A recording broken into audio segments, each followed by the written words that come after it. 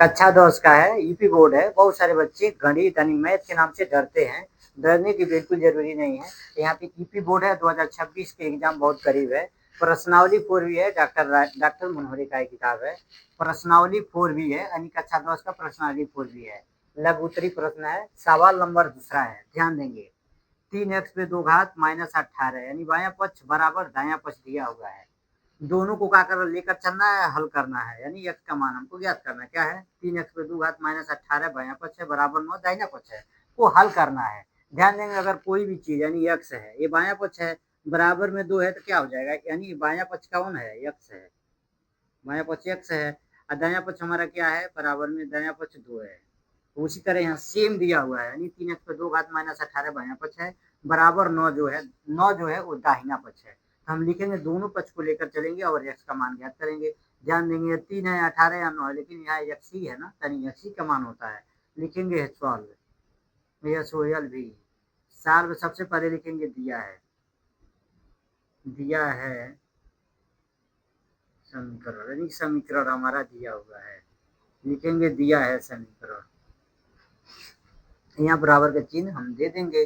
कितना है? 3x पे 2 घात -18 बराबर 9। ध्यान देंगे, 3x पे 2 घात -18 बायां पक्ष है, 9 दाहिना पक्ष है। हम बाएं पक्ष क्या करेंगे? -18 को पक्षांतर करेंगे। यानी कोई भी चीज, यानी कोई भी शब्द है, संख्या है, अगर माइनस में माइनस बायां पक्ष है, बायां पक्ष माइनस कितना है? 18 है, 18 है। अगर दाहिने की तरफ जाएगा यानी दायां पक्ष होगा, तो कितना हो जाएगा? दायां पक्ष माइनस यहाँ पे हो जाएगा +18, +18। तो ध्यान देंगे, यहाँ पे कितना लिखा हुआ है? 3x पे 2 घात बराबर 9 है, -18 आएगा बाएं से दाहिने तो हो जाएगा प्लस, प्लस हो जाएगा।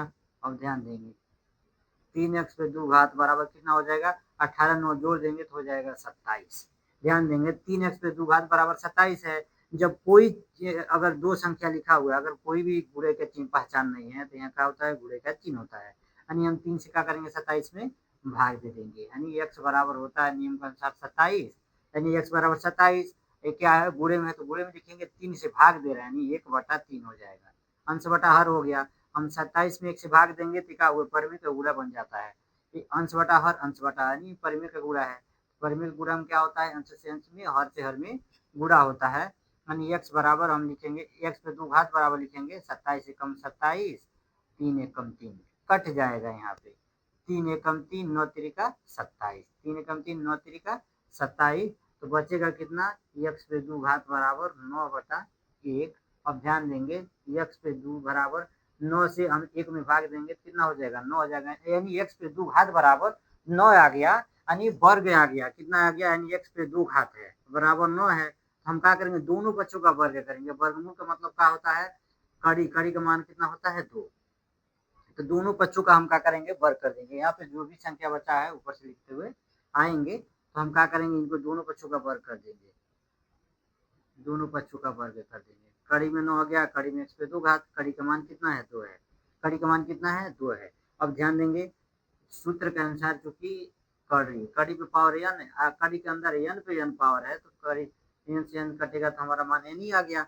ये तो कट गया, यहाँ बराबर का चिन्ह होता है। तो यहाँ पे x बराबर कड़ी में 9 है, कड़ी में 9 को हम क्या करें? तोड़ देंगे गुणनखंड विधि द्वारा। 3 3 9, 3 एकम 3, यानी 9 बराबर हो जाएगा 3 3 9, किसी भी संख्या पे घात होता है, यानी 3 पे 2 घात हो जाएगा। 3 पे 2 घात यानी 3 3 9 हो जाएगा।